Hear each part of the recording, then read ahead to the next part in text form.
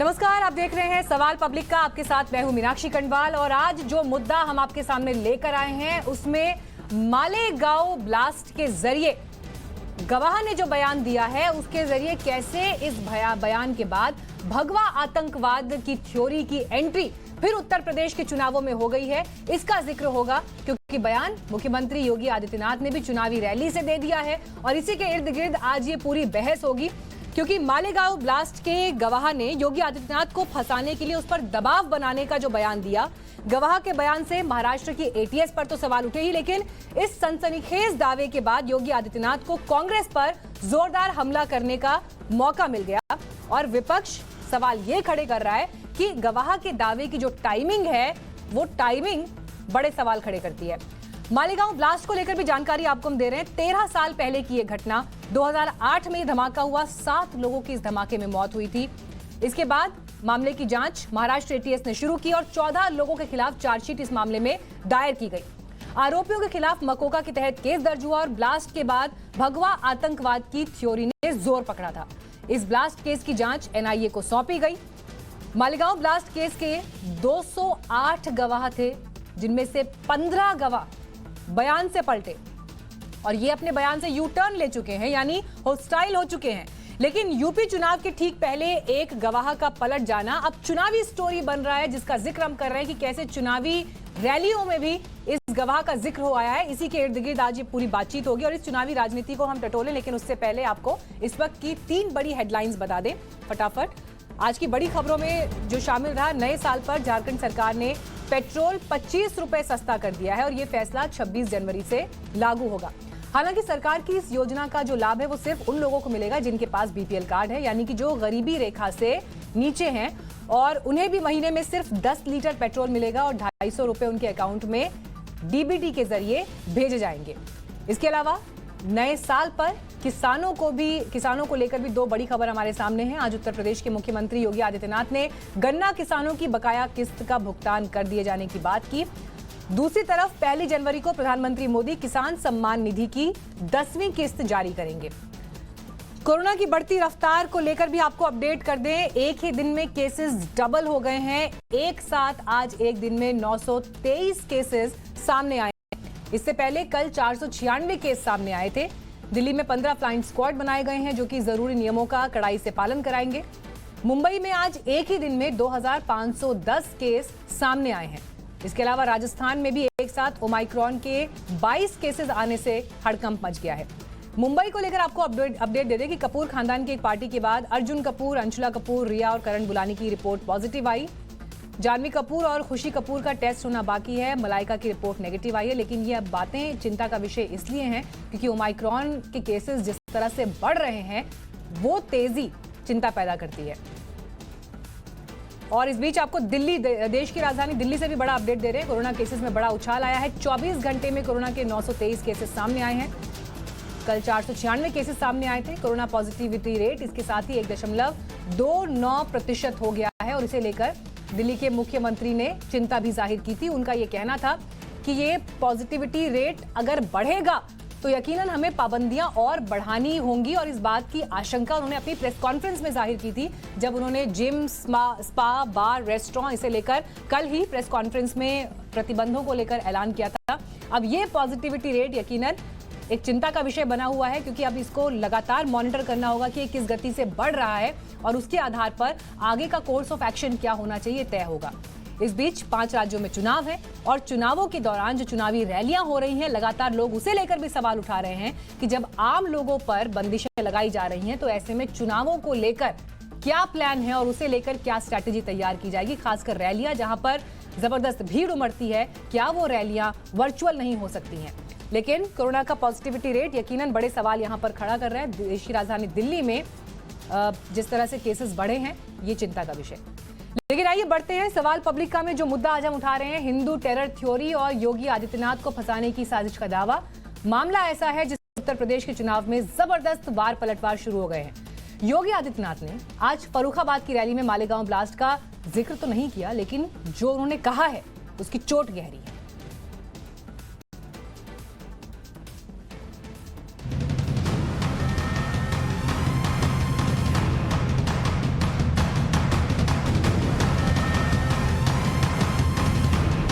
माहौल बनाया जा रहा है कि किसी भी तरह से इलेक्शन में इस मुद्दे से फायदा उठाया जा सके।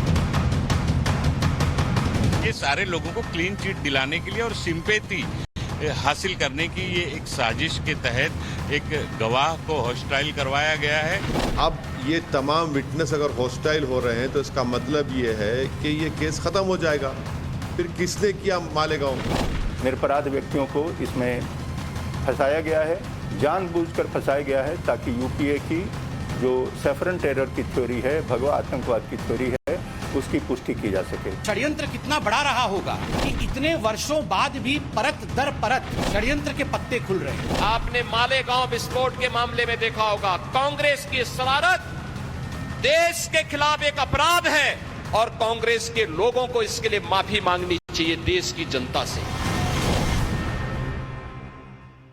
उस समय कैसे भारतीय जनता पार्टी के कार्यकर्ताओं को, नेताओं को, राष्ट्रीय स्वयंसेवक संघ के नेताओं को, हिंदू नेताओं को कैसे लोग झूठे मुकदमों में फंसाने का कार्य कर रहे थे, आपने मालेगांव विस्फोट के मामले में देखा होगा। कांग्रेस की शरारत देश के खिलाफ एक अपराध है और कांग्रेस के लोगों को इसके लिए माफी मांगनी चाहिए देश की जनता से। भगवा आतंकवाद के मुद्दे पर कांग्रेस नुकसान उठा चुकी है। 2014 की चुनावी हार के बाद कांग्रेस ने ए के एंटनी कमेटी गठित की थी, जिसने कहा कि सेक्युलरिज्म बनाम सांप्रदायिकता की बहस का कांग्रेस को चुनावी खामियाजा भुगतना पड़ा। बाद के वर्षों में कांग्रेस ने राहुल गांधी के जनेऊधारी होने का दावा किया और राहुल से लेकर प्रियंका गांधी ने मंदिरों के चक्कर काटे, लेकिन इस दाव से कांग्रेस को कुछ खास फायदा नहीं हुआ। बीते कुछ हफ्तों में राहुल ने हिंदूवादी और हिंदुत्ववादी के बीच का फर्क तक बताने की कोशिश की। राहुल गांधी का कहना है कि हिंदुत्ववादी नफरत फैलाता है, लेकिन राहुल गांधी जब विचारधाराओं के बीच ये बाउंड्री लाइन खींचने की कोशिश कर रहे हैं तो मालेगांव ब्लास्ट को लेकर गवाह का दावा सामने आया और फिर से हिंदू टेरर की थ्योरी का घाव हरा हो गया। चुनावी मौसम में इस खुलासे से पार पाना आसान नहीं। बीजेपी विरोधियों की दुखती रग यही है। मौजूदा जो गवर्नर हैं वो जिस तरह से एक्ट कर रहे हैं, भारतीय जनता पार्टी के एक कार्यकर्ता की तरह से एक्ट कर रहे हैं। मैं तो देश के प्रेसिडेंट से, राष्ट्रपति महोदय से मैं मांग करूंगा कि ऐसे राज्यपाल जो कॉन्स्टिट्यूशनल पोस्ट का मिसयूज कर रहे हैं, एक पार्टी के कार्यकर्ता की तरह काम कर रहे हैं। मैं इसके पहले रोहिणी सालियान जी जो उसकी प्रोसिक्यूटर थी, उन्होंने कहा था कि मुझे ऊपर से प्रेशर है। एक सिटिंग प्रोसिक्यूटर सरकारी वकील ये बात कहे कि मुझे ऊपर से प्रेशर है कि मैं इन लोगों के खिलाफ जो मालेगांव ब्लास्ट में है, इनके खिलाफ मैं नरमी बरतूं। इसका मतलब क्या होता है? नरमी बरतूं, ये इससे चल नहीं। और वही नरमी बरतने का वो आ जाए कि ठाकुर प्रज्ञा सिंह को बीमारी के बहाने से जमानत मिल गई। जमानत मिलने के बाद वो एमपी बन गई और हेमंत करकरे साहब के खिलाफ ऐसे ऐसे अल्फाज बोले। मैं समझता हूं कि ये कभी भी माफ करने काबिल नहीं है। देश के अंदर 505 स्टेट के अंदर जो है विधानसभा इलेक्शन हो रहा है, उस इलेक्शन को लेकर के इस तरह के माहौल, इस तरह के जो है यानी माहौल बनाया जा रहा है कि किसी भी तरह से इलेक्शन में इस मुद्दे से फायदा उठाया जा सके। आज इतने सालों के बाद आज अगर कोई विटनेस ये कहता है कि मेरे ऊपर दबाव डाला गया था और दबाव डाल करके ये कहा जा रहा था कि मैं फला लोगों का नाम लूं, तो ये मुझे गलत, सही नहीं लगता है और ये बाकायदा एक प्लानिंग लगती है जिससे सियासी तौर पर फायदा उठाया जा सके। मालेगांव ब्लास्ट की जांच जब तक महाराष्ट्र एटीएस के पास थी, कई हिंदू चेहरों पर शिकंजा कसा। मालेगांव ब्लास्ट में जिन लोगों को मुख्य आरोपी बनाया गया उनमें साध्वी प्रज्ञा ठाकुर, कर्नल पुरोहित, सुधाकर द्विवेदी, मेजर रिटायर्ड रमेश उपाध्याय, अजय राहीकर, सुधाकर चतुर्वेदी, समीर कुलकर्णी के नाम शामिल थे।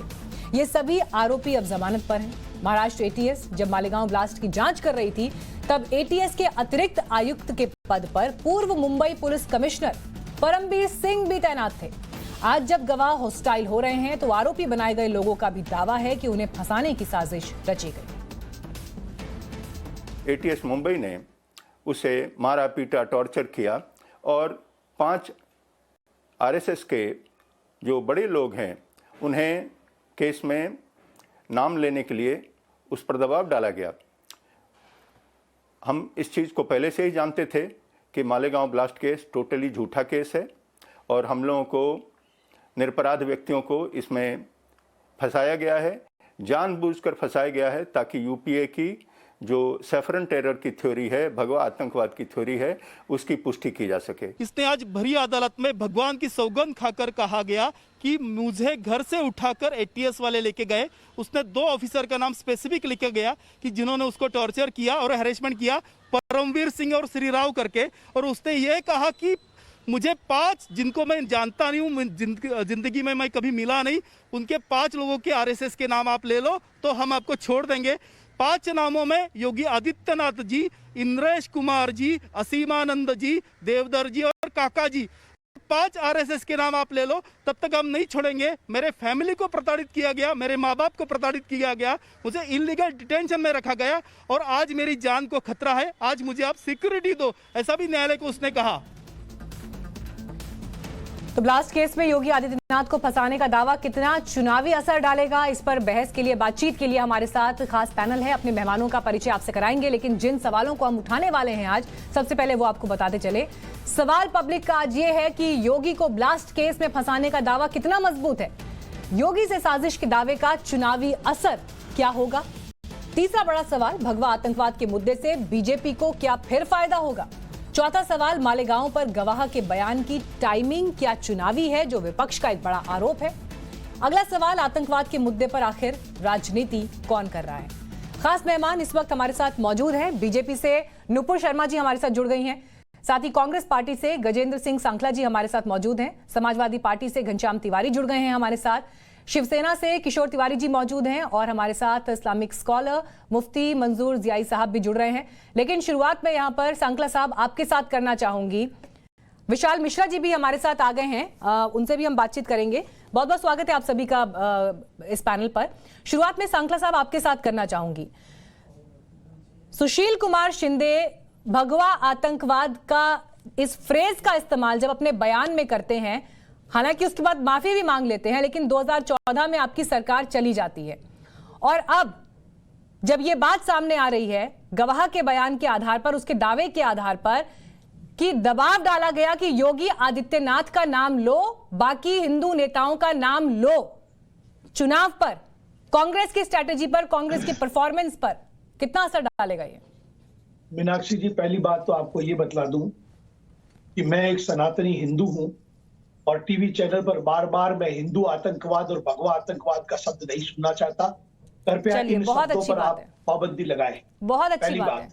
जिसने भी कहा, उस समय जब आपके नेताओं ने ये बयान दिए थे तो उस समय वो ये कहने में थोड़ा सा हिचकिचाते थे, पर अच्छी बात है कि आज आप ये बात खुलकर कह रहे हैं। उसने अगर ये बात कही है वो गुनहगार है, चाहे वो कितना भी बड़ा नेता क्यों नहीं हो। पहली बात ये बता दूं, यानी शिंदे जी, चिदम्बरम जी और दिग्विजय सिंह जी, इन सभी के लिए ये बात कह रहे हैं ना। शिंदे का बाप अगर कब्र से उठकर के भी हिंदू को अगर हिंदू आतंकवाद या भगवा को भगवा अगर आतंकवाद कहता है तो मैं उसको भी कंडेम करूंगा।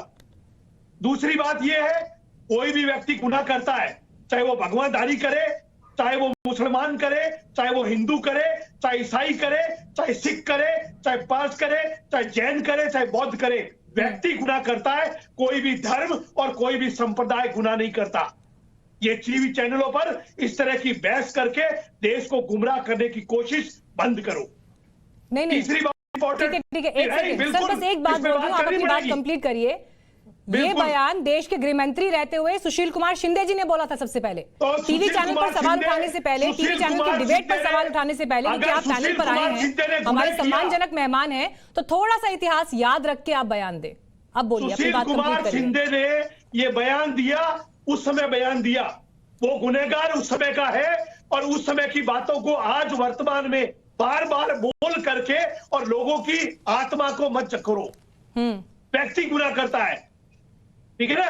अब राजस्थान के अंदर भी आसाराम बापू करके एक संत हुआ है, जो अहमदाबाद के अंदर प्रधानमंत्री नरेंद्र मोदी जी जब मुख्यमंत्री थे तो वहां आश्रम बनाया, जमीनें दी और की, और वो आसाराम बापू एक नाबालिग लड़की के बलात्कार में 10 साल की सजा भुगत रहा है जोधपुर जेल में आज भी।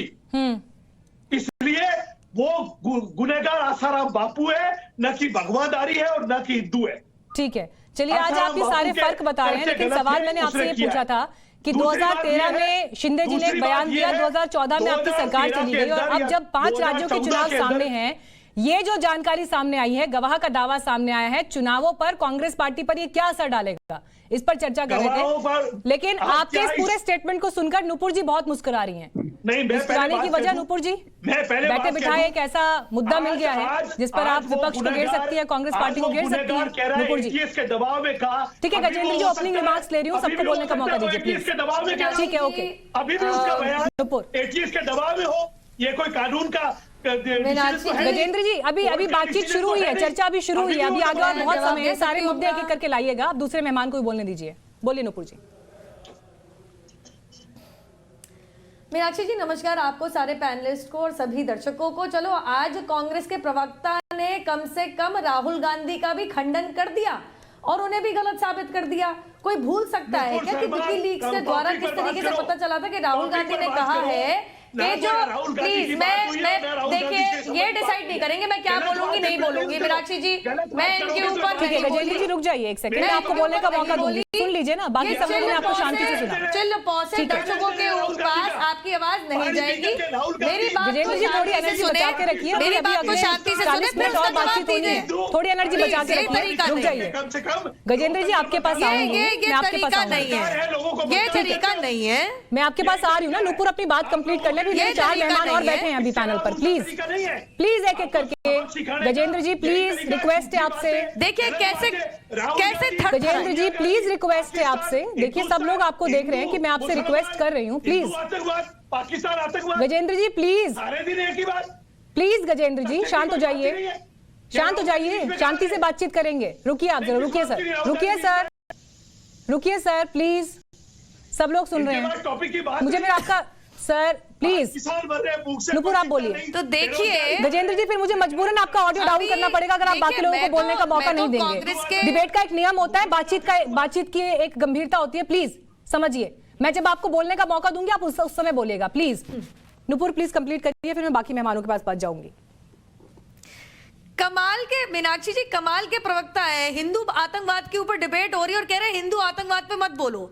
खुद जितना बोलना था बोल दिए, अंत में एक चीज साबित हो गई, हिंदू आतंकवाद पाकिस्तान आतंकवाद। दो बात याद दिलाऊंगी, राहुल गांधी ने कहा था अमेरिकन हाई कमिश्नर को, विकीलीक्स से साझा हुई थी सार्वजनिक तौर पे बात, कि राहुल गांधी ने कहा था कि बैंड आतंकवादी संगठन एलईटी से ज्यादा खतरनाक तो हिंदू और भगवा आतंकवाद है। तो आज कांग्रेस के प्रवक्ता ने खंडन कर दिया राहुल गांधी का। एक सेकंड, मैं जरा प्लीज, राहुल गांधी के आपने खंडन कर दिया, मैं मानती हूं आपकी बात से, आप में इतनी हिम्मत है कि आपने राहुल गांधी को गलत साबित किया आज। और दूसरी, आप पाकिस्तान, आप बोल रहे हैं हम सिर्फ पाकिस्तान आतंकवाद की बात करते हैं। अरे हाँ, कौन भूल सकता है, डॉक्टर मनमोहन सिंह प्रधानमंत्री थे भारतवर्ष के, शर्म अल शेख के अंदर ऐसी दस्तावेज पे साइन कराए जिसमें उन्होंने कह दिया भाई नहीं, Pakistan is a victim of terror, जैसे कि भारतवर्ष पाकिस्तान के अंदर आतंकवाद फैला रहा है। यह भी तो कांग्रेस का किया धरा है, और यह भी कांग्रेस का किया धरा है कि कांग्रेस के पूर्व फॉरेन मिनिस्टर राहुल गांधी को भारतवर्ष का प्रधानमंत्री देखना चाहते हैं। राहुल गांधी की वाहवाही तो केवल और केवल पाकिस्तान की ही पार्लियामेंट में होती है। तो कृपया करके ये जो बोगी है ना, जैसे समझौता एक्सप्रेस ब्लास्ट के केस के अंदर आपको याद होगा मीनाक्षी जी, 2019 के अंदर कोर्ट का ऑर्डर आया था कि हिंदू या भगवा आतंकवाद एक बोगी है, एक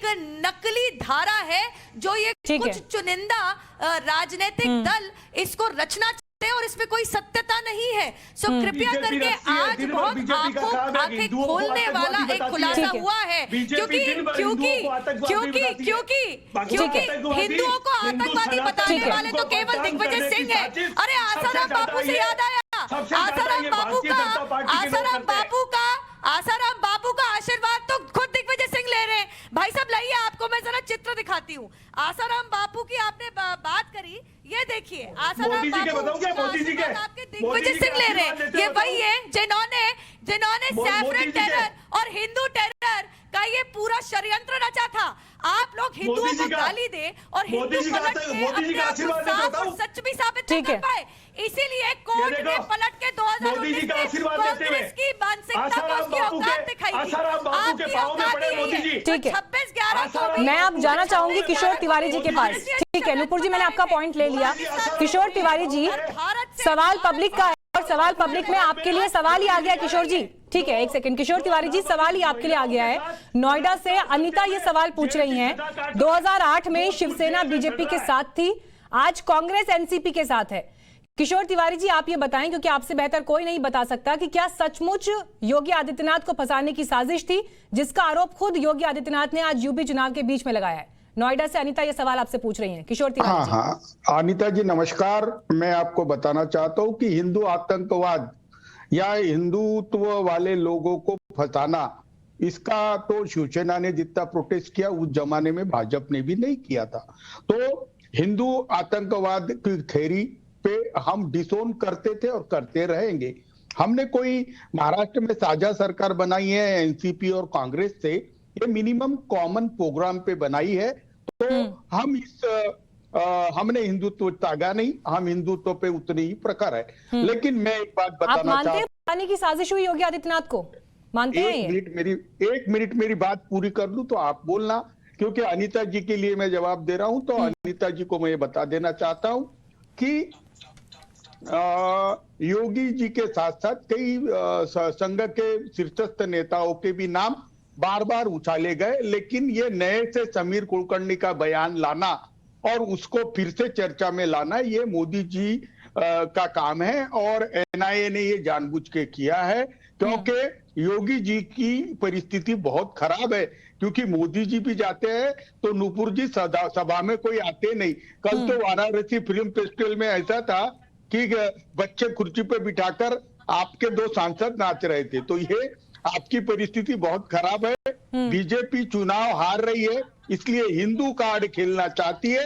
तो मैं हिंदू भाइयों से यही बोलूंगा कि बीजेपी के साझे में मत आना, नहीं तो ये सामाजिक न्याय, आर्थिक रोजगारी, कोई चीजों पे करना नहीं चाहते। सबका साथ सबका विकास कहा। अब वैसे इस वक्त किशोर जी तस्वीर भी दिखा रहे हैं जो रैलियों में भीड़ उमड़ रही है, क्योंकि रैलियों में भीड़ का बड़ा जिक्र हो रहा है, लेकिन योगी आदित्यनाथ की जो रैलियों में भीड़ उभर रही है वो आप देख रहे हैं और उसकी तस्वीर भी सीधे आपको दिखा रहे हैं। लेकिन ठीक है, आपका सवाल नुपुर के पास लेके जा रही हूँ, उसके बाद बाकी मेहमानों को जाऊंगी। नुपुर फटाफट एक छोटा मुझे कमेंट इस पर चाहिए आपका।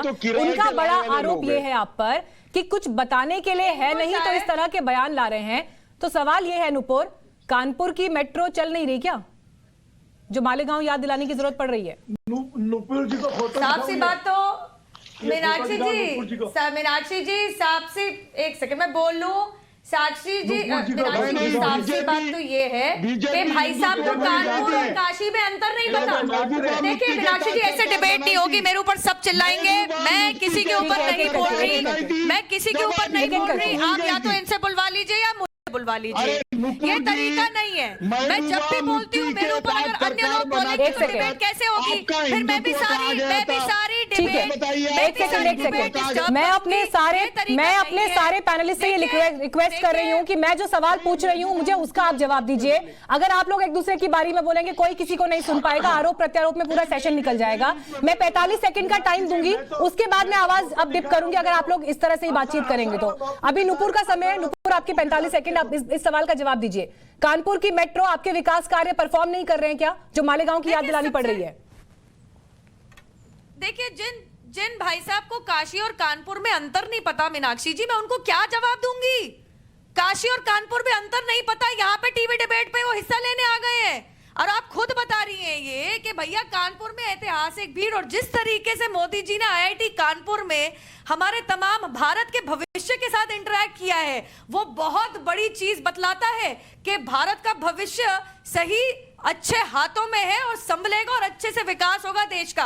अरे हाँ, ये भी बता दीजिएगा, ये हिंदू टेरर और ये भगवा टेरर, ये बोगी, जैसे कोर्ट ने कहा ये बोगी बतलाने वाले आसाराम बापू के चरणों में क्या कर रहे थे, इसका जवाब ढूंढिएगा। एक तस्वीर सांकला साहब भी दिखा रहे हैं, तो इन्हीं के पार्टी के दिग्गज नेता आप तस्वीर दिखा रही हैं, तस्वीर से सांकला साहब भी दिखा रहे हैं। मीनाक्षी जी, मेरी बात पूरी होने दीजिए। ठीक है नुपुर, समय खत्म हो रहा है, मेरी बात पूरी होने दीजिए। एक सवाल है मेरा, ए.के. एंटनी तो इन्हीं के पार्टी के दिग्गज नेता है ना, जरा कृपया बताएंगे कि अपनी हार का, ठीक है नुपुर आपका समय खत्म हो गया। नुपुर, मुझे बाकी मेहमानों के पास भी जाना है। कांग्रेस से परे हट मुफ्ती जाना साहब, क्यों बताया था? ये पूरी आप बहस हिंदुओं आप को भी सुन गाली रहे हैं। देंगे और वो पलट के मुफ्ती साहब, ये पूरी बहस आप भी सुन रहे हैं, आपको इसके लगता क्या है हिंदू मायने आपके लिए बेवकूफ हैं? ठीक है मुफ्ती साहब। देखें मीनाक्षी बहुत ही खूबसूरत तरीके से आपने डिबेट को संभालने की कोशिश की है, लेकिन एक बात बहुत समझना होगा कि जब भी इस तरीके के हिंदू टेरर, मुस्लिम टेरर की बात आएंगी, यकीनन कहीं ना कहीं दिलों को छलने की बात होती है, दिलों को छेद, दिलों में तकलीफें पहुंचती है एक समुदाय के। इस तरीके की भाषाओं का इस्तेमाल करके हिंदू और मुसलमानों को दूर बांटने की कोशिश न की जाए, बल्कि इस बारे में तवज्जो दी जाए कि एनआईए की रिपोर्ट क्या कह रही है। और जब भी जो भी दोषी होगा, दोषी को सजा मिलेगी, क्योंकि न्यायपालिका पर हम सबको भरोसा और विश्वास होना चाहिए। और हमारा भरोसा और विश्वास न्यायपालिका पर है, और यकीनन आने वाले दिनों में दूध का दूध, पानी का पानी हो जाएगा। लेकिन एक बात जरूर है कि जिस तरीके से इलेक्शन करीब आता है, और इलेक्शन करीब आते ही योगी जी का नाम सामने ला करके क्या बताना चाहते हैं, देश भी इस बात को जानना चाहता है। और हम सबको भी इस बात की फिक्र हो रही है कि आखिर आने वाले वक्त में, जब इलेक्शन हमारे सरों पर है, ऐसे वक्त में योगी जी का नाम ला करके पूरे देश को क्या बताना मकसद है, ये एनआईए भी जवाब देगी और वो साक्षी जो हैं वो भी जवाब देंगे। लेकिन ऐसी बातों में हमें ध्यान इस बात पर रखना जरूरी है। तो आप ये कह रहे हैं कि गवाह को प्रभावित किया गया है? मुफ्ती साहब, गवाह का दावा है, तो आपको ये लग रहा है कि गवाह को प्रभावित किया गया है? दुरुस्त बात कर रहे हैं। जब भी ऐसी सूरत होगी, जब भी ऐसी सूरत आती है, तो कहीं ना कहीं जिसकी सरकार होगी वो प्रभावित करते ही करते हैं, ये बहुत संभाविक है। और सभी लोग इस बात नहीं, को तो फिर ये जानते हैं। कैसे तय होगा कि पहले प्रभावित हुआ या अब प्रभावित हुआ? फिर ये कैसे तय होगा? इस्तेमाल कौन कर रहा है? नहीं, लेकिन मुफ्ती साहब, आप कह रहे हैं जिसकी सरकार होती है वो प्रभावित होता है, तो पहले जिस समय इन्वेस्टिगेशन शुरू हुआ तब किसी और की सरकार थी, अब किसी और की सरकार है, तो पहले प्रभावित हुआ, अब प्रभावित हुआ, कौन तय करेगा? जज तय करेंगे ना, ये तो अदालत तय करेगी ना।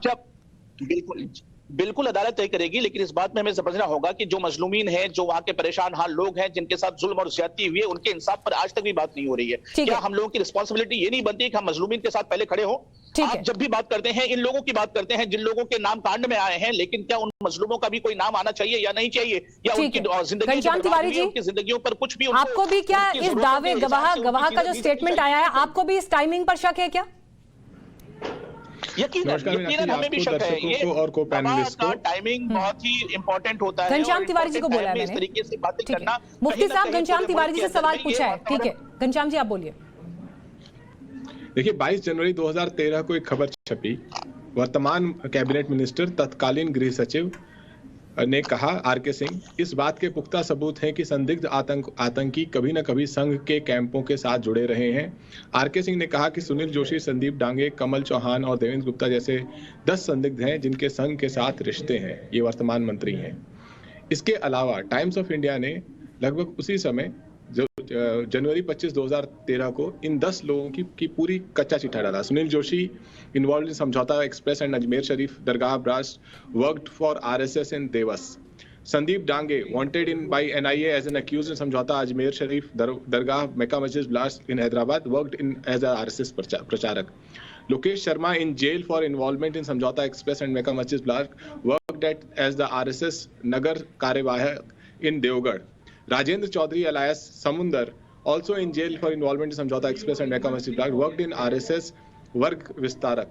कमल चौहान, रामजी कल सांगरा, मैं टाइम्स ऑफ इंडिया की रिपोर्ट पढ़ रहा हूँ। मुकेश वसानी, देवेंद्र गुप्ता, चंद्रशेखर लेवे, स्वामी असीमानंद।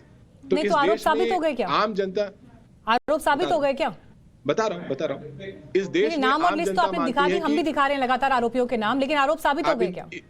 बता रहा हूँ, जहां पर इस देश में आम जनता मानती है कि शहीद हेमंत करकरे देशभक्त थे। सिर्फ प्रज्ञा ठाकुर मानती हैं वो देशभक्त थे और शहीद हेमंत करकरे देशद्रोही थे। तो अब भारतीय जनता पार्टी को तय करना है कि वो कहां खड़ी है। और आरोप तो आज तक ये साबित नहीं होगी कि आप कहां खड़े हैं सर? मेरा सवाल आपसे, आप कहां खड़े हैं? नहीं, आप कहां खड़े हैं? आपने क्या योगी आदित्यनाथ को फंसाने की साजिश हुई? क्योंकि वो तो मंच से कह रहे हैं कि हमारे खिलाफ साजिश हुई, हिंदू नेताओं को निशाना बनाया गया। क्या आप मानते हैं? बात रखनी है। मैं इसका जवाब देता हूँ। हाँ। 147, 148, 153A, 295, 297। मैं आ रही हूँ ऊपर आपके पास, एक बार सब लोग बोल रहे हैं। 435, 50। मैं आऊंगी किशोर जी आपके पास, एक एक करके सब अपनी बात कंप्लीट कर ले, पहले कंप्लीट करिए। ये सब जो है, ये योगी आदित्यनाथ के लकी नंबर्स नहीं है। ये वो आईपीसी चार्जेस हैं जो मुख्यमंत्री बनने से पहले उनके ऊपर लगे थे। कब तक झूठ से लोगों को बेवकूफ बनाते रहेंगे?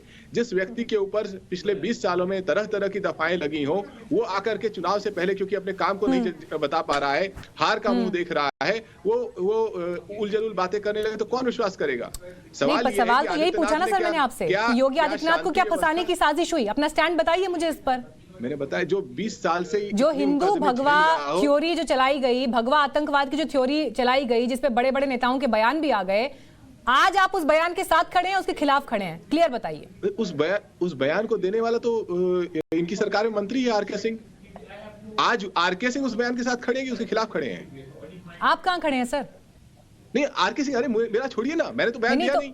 उत्तर प्रदेश में चुनावी मैदान में आप ही तो मुख्य टक्कर में हैं। हम टक्कर में नहीं, हम लेकिन आप आरके सिंह का नाम ले रहे हैं। उस समय अधिकारी थे, आज मंत्री हैं, फर्क है। लेकिन मैं आपसे पूछ रही हूँ कि आप कहाँ खड़े हैं चुनावी मैदान में? अब जब ये मामला चुनावों की रैलियों में आ गया है तो आप बताइए ना, जनता आपको सुन रही है, आप किस तरफ खड़े हैं आज? हम यहाँ खड़े हैं कि उत्तर प्रदेश में बेरोजगारी से लड़ना है तो भाजपा भगाओ, महंगाई से लड़ना है चलिए, इस मुद्दे पर जवाब नहीं देंगे। चैन चाहिए तो भाजपा भगाओ। विशाल जी, कैसे तय होगा कौन सही बोल रहा है, कौन गलत बोल रहा है? कैसे तय होगा? देखिए मीनाक्षी जी, जो लोग हिंदू आतंकवाद, भगवा आतंकवाद आदित्यनाथ की पृष्ठभूमि की बात करते थे, विशाल जी पर गोली चलवाते थे, आज वो लोग बैठकर बयान दे रहे हैं कि किसने क्या कहा, और अपने आप को ये दिखाने की कोशिश है कि वो बहुत बड़े सेकुलर हैं। अरे कौन नहीं जानता कि एनआईए को जब 2011 में केस मिला था तब एनआईए ने क्या टिप्पणी की थी कि क्या मजाक बना रखा है। और जो लोग, जितने लोगों के नाम गिनाए हैं समाजवादी पार्टी के प्रवक्ता ने, मानवर मैं आपसे पूछना चाहूंगा, क्या उनको केस मतलब प्रूफ हो गया है? आप क्या कहना चाहते हैं? भूल गए आप वो दिन कि जब एक तुष्टीकरण के नाते एक विशेष ग्रुप को खुश करने के लिए नाम बदले गए थे, नाम काटे गए थे एफिडेविट में तत्कालीन गृह मंत्री के द्वारा? ये भी आपको बताने की आवश्यकता है। और आप तो बयान देंगे ही देंगे। अभी देखिए ना, कल पीएम की रैली में किस तरीके से लोग निकल कर आए, तो अभी तक पल्ला झाड़ा जा रहा था कि हमारा कोई लेना देना ही नहीं है। दंगे होते थे उत्तर प्रदेश में, किस तरीके से दंगे कराए जाते थे। इसी के पहले समाजवादी पार्टी के कार्यकाल में 134 दंगे हुए थे, कार सेवकों पर गोली चलाई गई थी और बयान दिया गया था बड़े नेता के द्वारा, इससे ज्यादा और क्या कर सकता था 2017 के चुनाव में। ऐसे लोग बैठकर भगवा आतंकवाद और हिंदू आतंकवाद के तरफ जो है जस्टिफाई करने की बात कर रहे हैं, और आरएसएस के लोगों को बताया जा रहा है कि ये देखिए आरएसएस से जो है संबंध थे।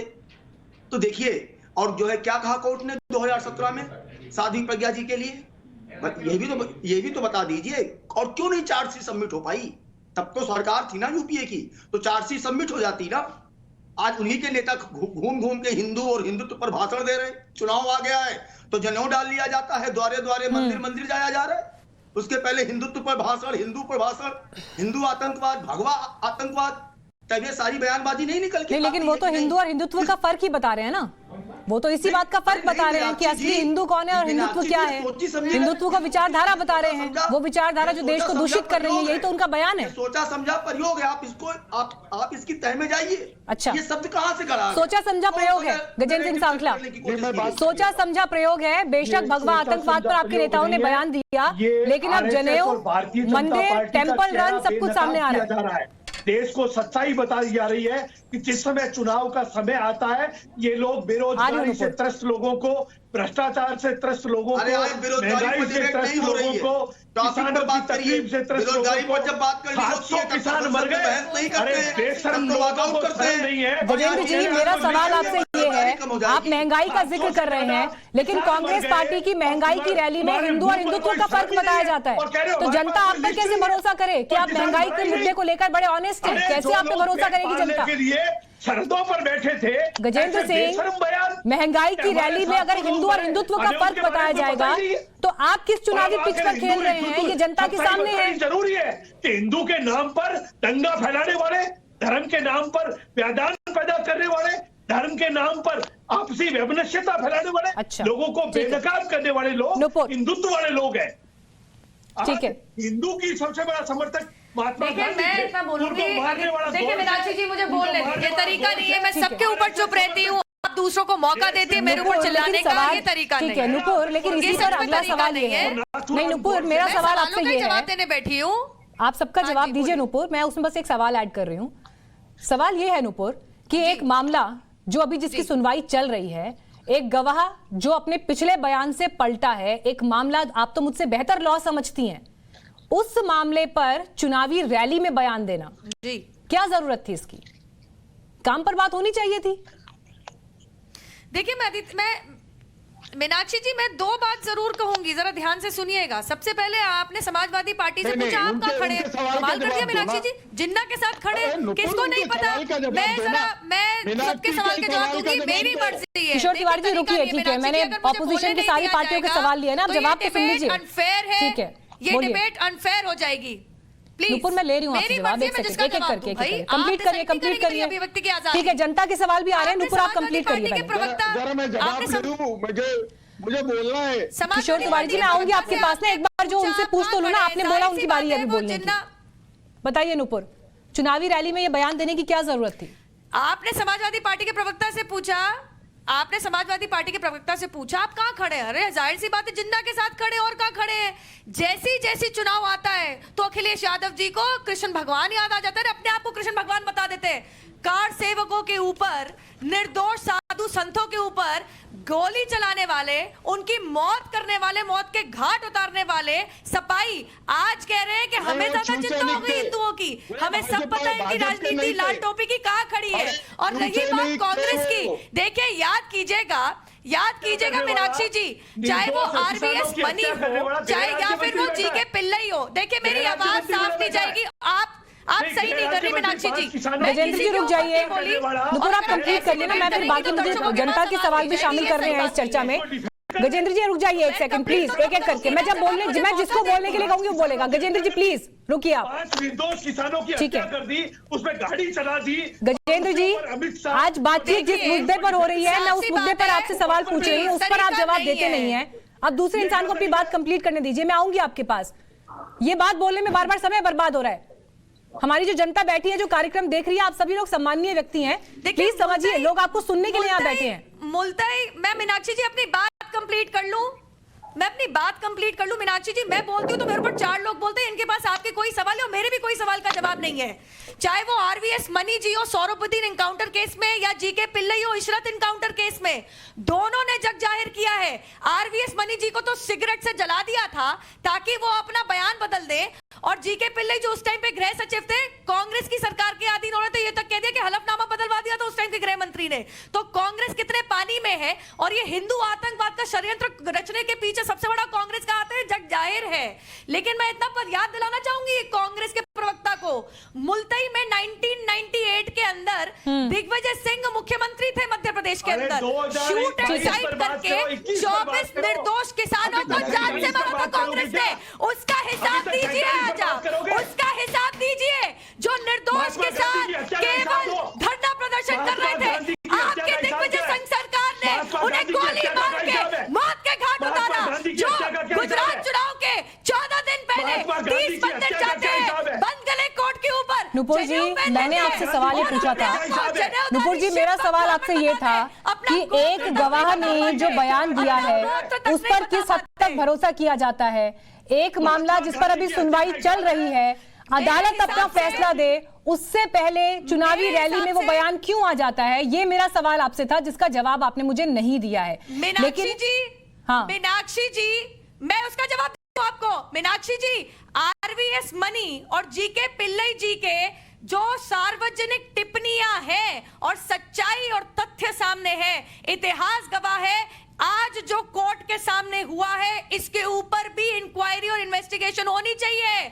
इसकी सत्यता तक पूरा देश जानना चाहिए। योगी आदित्यनाथ ने चुनावी रैली में एक बयान दिया जिसमें उन्होंने मालेगांव का नाम नहीं लिया, लेकिन हिंदू नेताओं को टारगेट किया गया, इस बात का उन्होंने जिक्र किया। लेकिन उन्होंने चुनावी रैली में एक और अहम बयान दिया है जिस पर अब आगे बातचीत होगी। एक तरफ चुनावी रैली से आज मुख्यमंत्री योगी आदित्यनाथ ने यह कहा कि मालेगांव ब्लास्ट में किस तरह से उन्हें और हिंदू नेताओं को फंसाने की साजिश हुई, लेकिन दूसरी तरफ अन्य चुनावी रैली से उन्होंने आज ये भी कह दिया कि अब काशी के बाद बारी मथुरा की है। हमने कहा था अयोध्या में प्रभु राम का भव्य मंदिर निर्माण का कार्य प्रारंभ कराएंगे। मोदी जी ने कार्य प्रारंभ करा दिया है ना, खुश हैं?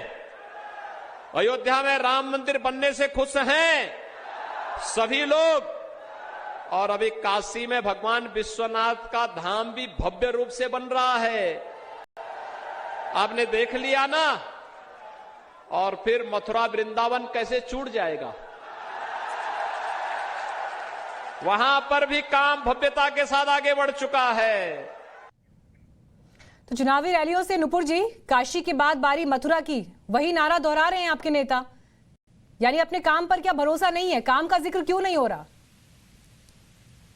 मीनाक्षी जी मुझे नुपुर जी। नहीं तो मैं आपसे पूछना चाह रही हूँ कि जो सिविलाइजेशनल रॉन्ग है, जो एक तरीके से एक इंसाफ सालों बाद हुआ है, वो क्या गलत था? आखिरकार इसमें सर्वोच्च न्यायालय की मोहर है मीनाक्षी जी, और मैं कहूंगी कि अयोध्या लैंड डिस्प्यूट के ऊपर जो सर्वोच्च न्यायालय ने निर्णय लिया है, हम में से कोई भी क्वालिफाइड नहीं है उसके ऊपर उंगली उठाने के लिए। लेकिन मथुरा पर तो ऐसा कोई निर्णय अभी आया नहीं है। तो वो केस ऑलरेडी सब जुडिस है। लेकिन मथुरा पर तो ऐसा कोई निर्णय अभी आया नहीं है। लेकिन सब जुडिस है। लेकिन चुनावी रैलियों से तो बयान बोला जा रहा है। तो सब जुडिस तो है ना मामला, तो चुनावी रैलियों से बोला जाएगा। तो सब जुडिस है। नहीं, आपने आपने कहा देश की सर्वोच्च अदालत पर किसी को सवाल नहीं उठाना, तो अभी देश की सर्वोच्च अदालत ने जिस मुद्दे पर कुछ कहा नहीं है, बोल रही हूँ आपसे। नहीं, तो मथुरा पर देश की सर्वोच्च अदालत ने क्या कहा? हो सकता है मेरी जानकारी कम हो, करेक्ट करिए मुझे। देश की सर्वोच्च अदालत ने मथुरा पर क्या कहा? न्यायालय ने तो ये कहा था, सर्वोच्च न्यायालय ने तो ये कहा था, सर्वोच्च न्यायालय ने अयोध्या के मामले में साफ ये कहा था कि इसके पहले इसके अंदर एक हिंदू स्ट्रक्चर था, और ये एएसआई की रिपोर्ट में बिल्कुल साफ साबित हो चुका है। ठीक है। जो मामला अपील में गया था इलाहाबाद हाई कोर्ट से, जिसमें एएसआई की रिपोर्ट पे सालों जजेस ने बैठ के ये सोच विचार किया, और नहीं तो हिस्टोरिकली आपने कहा जो रॉन्ग है उसको सही किया जाएगा, क्या फिर हिस्टोरिकली और क्या क्या बदला जाएगा देश में? हिस्टोरिकली आपकी नजरों में और क्या क्या बदला जाएगा देश में? न्यायालय ने क्या कहा? सर्वोच्च न्यायालय ने क्या कहा? डॉक्टर के मोहम्मद एएसआई के रीजनल हेड थे, उनकी रिपोर्ट एएसआई की जो इलाहाबाद हाई कोर्ट में सबमिट हुई थी, वही अयोध्या के मामले के अंदर सबमिट हुई थी, और उसमें साफ ये लिखा हुआ था कि इस मस्जिद के नीचे पहले हिंदू स्ट्रक्चर था। ये तो निर्णय में साफ लिखा हुआ है। अयोध्या निर्णय की बात नहीं हो रही है, मथुरा की बात हो रही है। मथुरा की अलग तरीके की अयोध्या निर्णय की बात नहीं हो रही है, मथुरा की बात हो रही है। कुछ और बता रही हूं। मैंने सवाल आपसे नहीं, इतनी डिटेल में नहीं जा पाएंगे ना। तो मेरा सवाल आपसे ये था कि मथुरा पर नहीं, मैं आपसे ये पूछ रही हूँ नुपुर जी कि मथुरा पर आप सवाल, मथुरा पर अगर योगी आदित्यनाथ मंच से बयान दे रहे हैं, जिस पर कुछ समय पहले आप ही के डिप्टी सीएम ने जो बयान दिया था, खबरें तो ये भी थी कि प्रधानमंत्री बहुत खुश नहीं है उस बयान से उनके, तो फिर इन बयानों का इस्तेमाल क्यों हो रहा है? अगर संवैधानिक तौर तरीके से मैं जरा बोल सकती हूँ, संविधान देखिए आप क्या कहना चाह रही है, बयानों की वजह से ये निर्णय आया है सर्वोच्च न्यायालय का। अगर संवैधानिक तौर तरीके से मैडम बात अयोध्या के निर्णय पे नहीं हो रही है, वो तो हो गया। आज के मुद्दे पर बात हो रही है जो बयान थोड़ी देर पहले दिया। मैं मथुरा की बात कर रही हूँ, घनश्याम तिवारी जी, मैं मथुरा की बात घनश्याम तिवारी जी, मैं मथुरा की बात कर रही हूँ मीनाक्षी जी, आप इत्तेफाक रखते हैं मथुरा की बात कर रही हूँ, मैं मथुरा की बात कर रही हूँ। मामला सब जुडिस है, और अगर कोर्ट कचहरी में लड़के अगर ये हो जाता है, ऐतिहासिक रॉन्ग करेक्ट हो जाता है, तो इसमें कोई बुराई नहीं है। घनश्याम तिवारी, देखिए दो बातें स्पष्ट है। पिछले 6 महीने से उत्तर प्रदेश में जमीन से लेकर के पेड़ पौधों को रंगा जा रहा था अब की बार योगी सरकार। फिर अमित शाह आए, उनको लगा कि तो फ्लॉप शो हो जाएगा, तो उन्होंने तय किया कि अब की बार योगी सरकार कहना बंद करिए, बोलिए कि मोदी जी को 2024 में जिताना है तो 2022 में बीजेपी को जिताइए। जहां तक अयोध्या की बात, तो आदित्यनाथ के ऊपर तो स्वयं भारतीय जनता पार्टी को भरोसा नहीं है, और उनको अपने गवर्नेंस पे कितना भरोसा है वो उनके बयान से साबित होता है। अंतिम बात कहूंगा, अयोध्या का बार बार जिक्र करने वाले लोगों ने किस तरीके से अयोध्या में बंदर बाट जमीन की है, वो जमीन का घोटाला तो आने वाली सरकारें पर्दाफाश करेंगी। चंदे के पैसे से घोटाला करने को कार सेवकों के खूनी कमी बोले कर देना चाहिए। कार सेवकों के, साधु संतों के खूनी कृपया करके अयोध्या पे कम टिप्पणी दें। नहीं, मैं ये समझना चाह रही हूँ कि जब आज मंच से ये कहा जा रहा है कि अयोध्या और काशी के बाद, मैं ये समझना चाह रही हूँ कि जब मंच से ये कहा जा रहा है कि काशी के बाद, अयोध्या के बाद अब मथुरा की बारी है, विशाल मिश्रा जी, देश में क्या क्या बदला जाएगा? क्या क्या बदला जाएगा देश में? विशाल मिश्रा, ठीक है, प्लीज एक एक करके विशाल मिश्रा जी बोलेंगे क्या क्या बदला जाएगा देश में। मीनाक्षी जी, सबसे पहले तो मेरी आपत्ति इस बात पर है कि वो चंदा जिसे बार बार कहा जा रहा है वो चंदा नहीं था, निधि समर्पण अभियान था। लेकिन जो चंदा जीवी है वो क्या समझे कि निधि समर्पण अभियान क्या होता है और चंदा क्या होता है। Point number 1। और पॉइंट नंबर 2, मीनाक्षी जी, अगर आज हम अपने सांस्कृतिक इतिहास को, अपनी संस्कृति को, अपनी परंपरा को पुनर्स्थापित करना चाहते हैं तो इसमें गलत क्या है?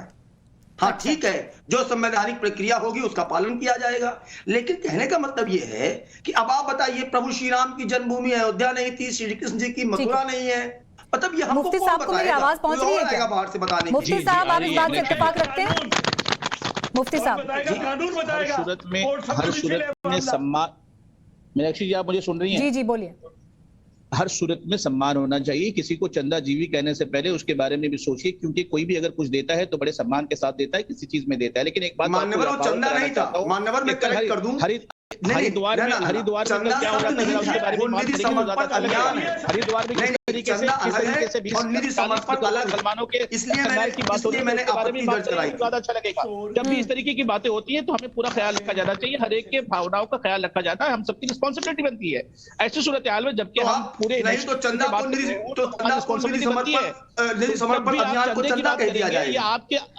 नुपुर जी कह रही है, नुपुर जी ये कह रही है कि काशी अयोध्या के बाद मथुरा की बारी अगर योगी आदित्यनाथ ने कहा तो उसमें गलत क्या है? लेकिन जो रक्स हुआ है हरिद्वार के अंदर में, इसके बारे में बात कीजिए विशाल जी, तो अच्छा लगेगा, उस पर भी गुफ्तगू कर लीजिए ना साहब।